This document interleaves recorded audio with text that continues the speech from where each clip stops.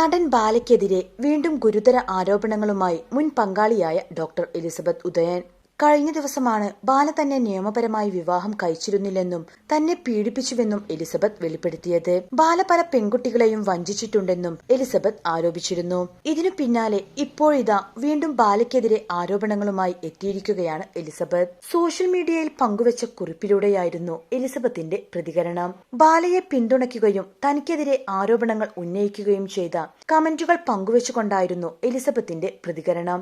എലിസബത്തിന്റെ കുറിപ്പിങ്ങനെ: നിങ്ങളുടെ പ്ലാനിംഗ് ഇപ്പോഴും അവസാനിച്ചിട്ടില്ലേ? ഞാൻ ഇത്രയും തെറ്റുകൾ ചെയ്തിട്ടുണ്ടെങ്കിൽ എനിക്കെതിരെ പരാതി നൽകൂ. എനിക്ക് PR വർക്ക് ചെയ്യാനുള്ള പണമൊന്നുമില്ല. നിങ്ങളെപ്പോലെ രാഷ്ട്രീയ പിന്തുണയും എനിക്കില്ല.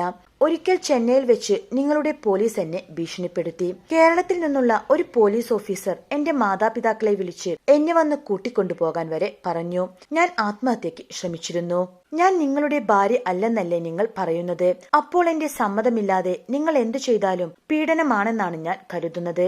അതുപോലെ പണം നൽകിയുള്ള കരൽ മാറ്റിവെക്കൽ നിയമവിരുദ്ധമാണെന്ന് തോന്നുന്നു. എനിക്കതറിയില്ല. ആളുകൾ അങ്ങനെ പറയുന്നതിനാൽ എനിക്കും സംശയമുണ്ട്. എനിക്ക് ക്രൈമായിട്ടാണ് തോന്നിയത്. നിയമോപദേശങ്ങളും എന്തെങ്കിലും തെറ്റ് പറ്റിയിട്ടുണ്ടെങ്കിലും കമന്റ് ചെയ്യുക. എന്റെ പോസ്റ്റ് ഗുരുതരമായ ക്രൈം ആണെങ്കിൽ ജയിലിൽ പോകാൻ ഞാൻ തയ്യാറാണ്. ഞാൻ ഭയന്നിരുന്നു.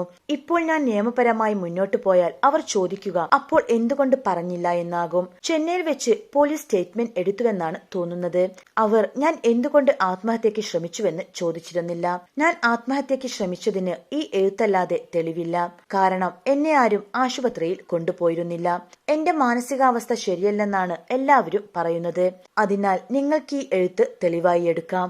കഴിഞ്ഞ ദിവസമാണ് ബാലയ്ക്കെതിരെ ഗുരുതര ആരോപണങ്ങളുമായി എലിസബത്ത് രംഗത്തെത്തുന്നത്.